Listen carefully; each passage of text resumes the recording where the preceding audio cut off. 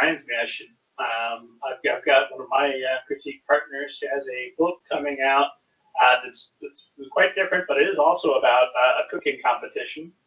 But I can't remember what the final title is. I know what it was when I read it. Oh, yeah.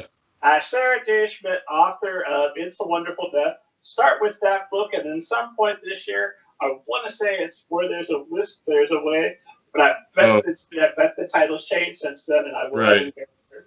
But That's a great. Just go to sarahjschmidt.com.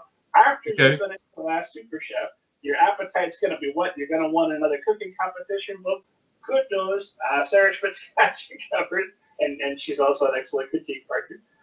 Sorry, no more ads for critique partners. That's perfectly great. I want to say before you continue that if that's not the title, it should be, because that's a great title. Where there's a whisk, there's a way. That's an awesome title.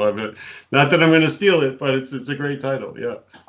I think hopefully we're at the point where The Last Super Chef is pretty much definitely the title. Yes. Although it did change. It was. Oh, you know what? It's called Where There's a Whisk. I apologize, Sarah. Oh, okay. Google something. Let's find out. Where There's a Whisk.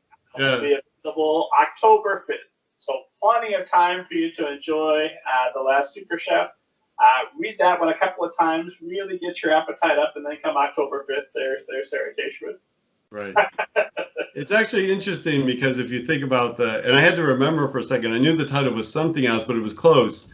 It was actually originally called The Next Super Chef, but it shows kind of how the story changed too, because that would have fit the version that I turned into my editor. But after we worked through it through several revisions, it became The Last Super Chef, because it was really a little bit different story. The way it ends, of course, is a little bit different. I'm not going to spoil it, but hopefully that doesn't spoil much. But yeah, that's why it changed. So it actually would be interesting, I think, and sometimes you get these through these kinds of interviews, of course.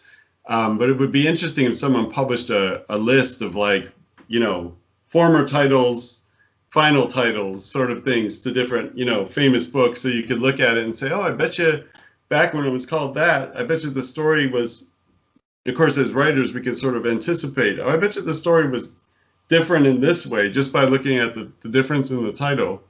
But maybe not. I don't know. That's part of why I'm tempted to go back and delete all of my old drafts, burn all my notes. You don't need, if it was good enough for you, esteemed audience, that's the version you would have got. I know my wife wrote her master's thesis on Stephen King's The Gunslinger, which is the first book in his wonderful The Dark Tower series.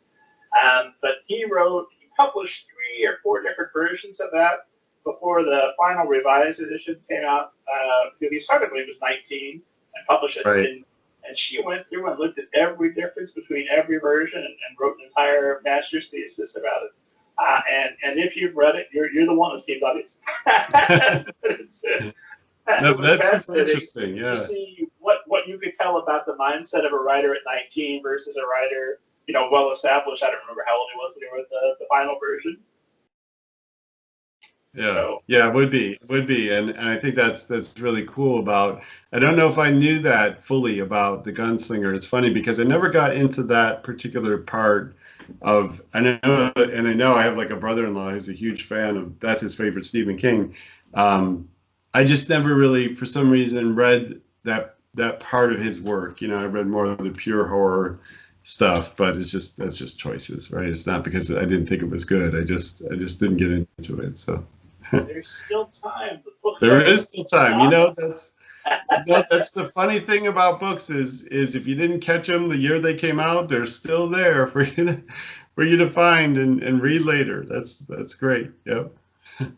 I read and was annoyed by The Thornbirds for the first time a couple of months ago. It was on the cutting edge of literature. That's right. I have not read that. I can remember the miniseries. I think my mom was into it when those many years ago when it was created. I never saw the series because I happen to have a paperback that I probably ended up getting from my mom way back when. I saw it sitting there and went, oh, what the heck? Right. That's funny. No, anything we write will be around forever.